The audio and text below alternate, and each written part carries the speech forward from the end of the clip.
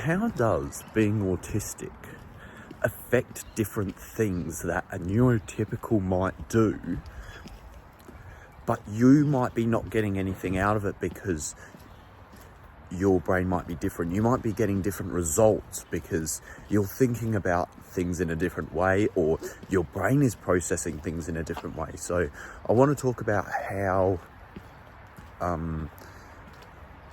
stuff as an autistic, we've got a lot of energy. We're burning off a lot of energy constantly. We're getting a lot of information coming in. So that can be really difficult for us because the more information we're getting in, well, the more we have to process. So things that you might do that a neurotypical says, oh yeah, for example, get off your phone before bed, or, I don't know, like maybe listen to something before bed, for example.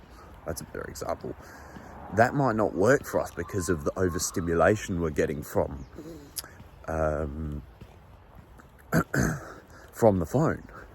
So then how is that going to correlate to us? How can we recognize this? How can we know, well, maybe we have to sacrifice more things to be a bit better, to be a bit more relaxed, because we understand that we have too much stimulation. We understand that we get overwhelmed too much. I thought about this on my holiday I just went on, as you can see from the previous video, a nice vlog I did there. But I figured out that, well, if I'm getting different processes, different things coming into my head constantly, well then that's going to make the outcome different. So some things that might work for a neurotypical person might not work for us.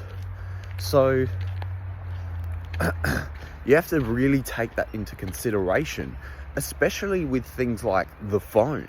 Well, I'm not sure on the exact hours. I only used my phone when I needed to at the holiday. I didn't have my phone on pretty much at all, especially when I was meditating and all that, unless I had the video or I had to check the time. I didn't have Snapchat, so I never used Snapchat for about a week, which I haven't done in, I don't think I've ever done that. I've never actually not used Snapchat in a week. So that was a good accomplishment there.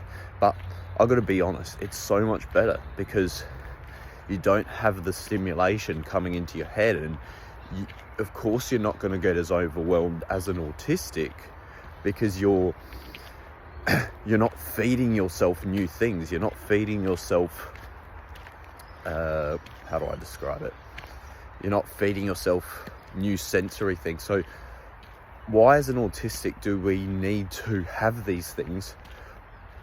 Because it feels good. Obviously people know that, social media is bad. People know that short-term pleasure, short-term things that stimulate your brain is bad. So the way I think about it is where we might be damaging ourselves doing this because we're overstimulating ourselves. So if we're overstimulating ourselves with social media, especially for an autistic, because that would be this would amplify everything by 10 times because we're autistic.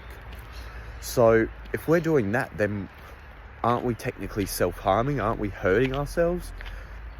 If we wanted to go talk to someone on the street, well, we can't because we're too overstimulated. We're too overstimulated. We got too much going on in our head. So if we could try just maybe putting the phone away.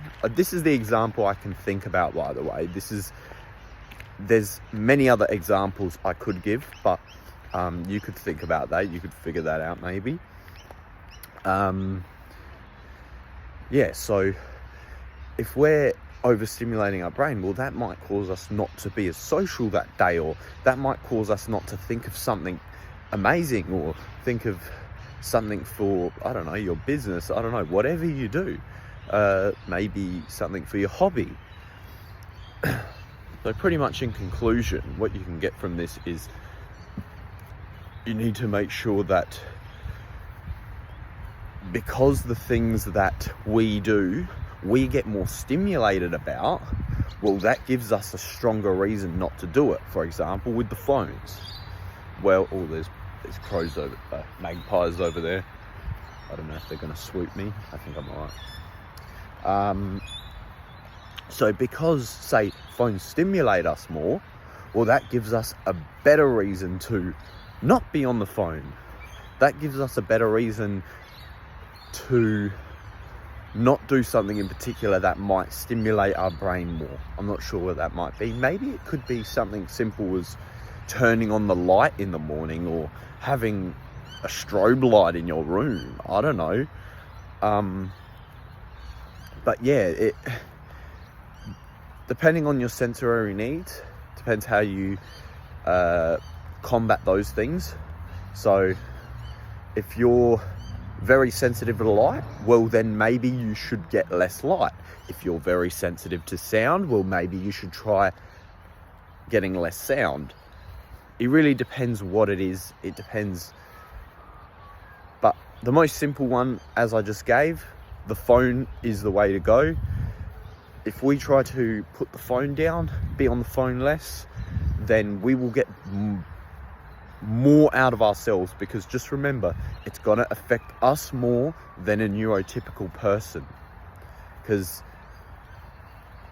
if it affects us more, well, then we're going to struggle more, which we don't want to struggle more. We want to try doing better. So we need to do more things. We need to sacrifice more things. We need to push ourselves a little bit more to not do that, for example, so that we don't burn out, because we don't want to burn out.